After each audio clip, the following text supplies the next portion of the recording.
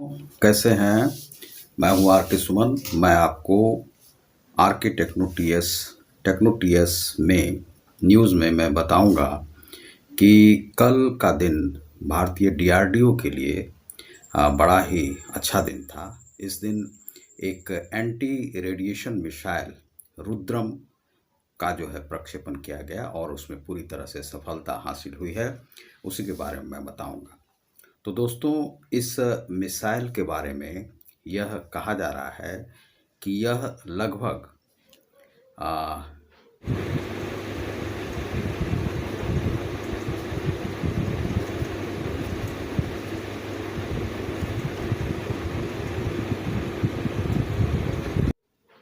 1500 metre से लेकर 15 kilometre की ऊंचाई से भी इसे दागा जा सकता है। यह विकिरण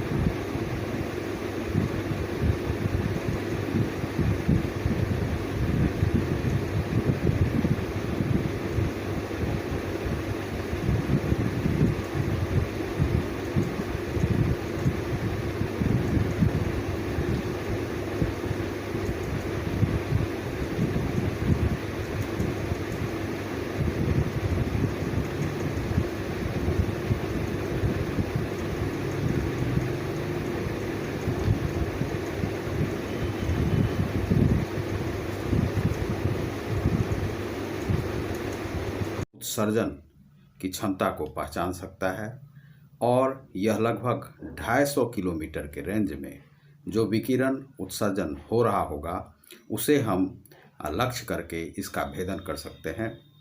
इसका भेदन जब किया जाएगा तो आप इसे 15 किलोमीटर की ऊंचाई से भी इसे दाग सकते हैं। दूसरा है कि आप इसे दागने के लिए तेजस का भी प्रयोग कर सकते हैं और जो आपके पास सुखोई 30 विमान है उसका भी प्रयोग कर सकते हैं। उसके प्रयोग से आप इसे दाग सकते हैं। दरअसल यह भारतीय डीआरडीओ सुरक्षा क्षेत्र के लिए बड़ा ही अच्छा एक आविष्कार हुआ है। इससे यह कार्य होगा कि जो पहले हमारे पास विमान तो आ गए थे, वायु सेना के पास बहुत सारे विमान आ गए हैं, लेकिन उसमें दागने के लिए जो मिसाइल होना चाहिए वह मिसाइल हमारे पास नहीं था। यह कम वजन का मिसाइल है और यह रडार भेदन क्षमता से यह लक्ष्य को, रडार को, जो भी दुश्मन के जो रडार सिस्टम है उसे हम भेद सकते हैं और यह किसी भी ऊंचाई से भेदने के लिए, दरअसल क्या है कि विश्व के जितने भी बड़े बड़े राष्ट्र हैं उसके पास यह क्षमता विकसित है, लेकिन भारत के पास यह क्षमता अभी तक नहीं थी, जिसे भारत ने, यह डीआरडीओ, यह देशीय निर्माण है और इसका जब 10:30 बजे बालासोर केंद्र से बंगाल की खाड़ी में इसका भेदन किया गया तो यह पूरी तरह से सफल रहा और इसी के बाद बहुत सारे नेताओं ने जो है इस पर बधाई दी, डीआरडीओ के वैज्ञानिकों को, और रक्षा मंत्री राजनाथ सिंह ने भी बधाई दी और वास्तव में वे बधाई के पात्र हैं।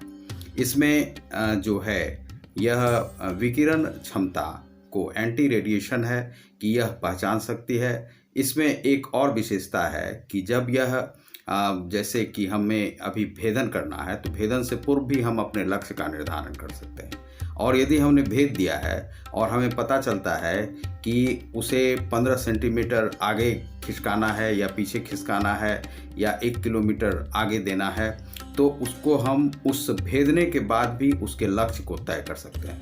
यानी कि यदि वह सीधे अपने लक्ष्य की ओर आगे बढ़ता जा रहा है और वह लक्ष्य, जैसे मान लीजिए कि वह लक्ष्य आगे सीधे जा रहा है और हमें उसे सीधे मोड़ना है, तो टर्न करना है दाहिनी ओर, तो वह टर्न हो जाएगा और टर्न होकर अपने लक्ष्य का जो निर्धारण है उस पर वह जाके अपना टारगेट को वह भेज सकता है।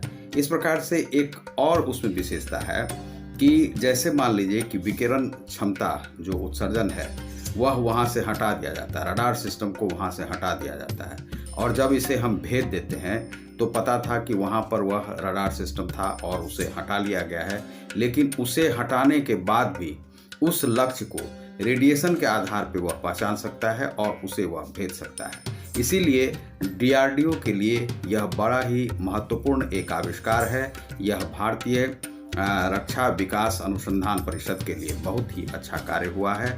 DRDO इस पर गर्व कर सकती है।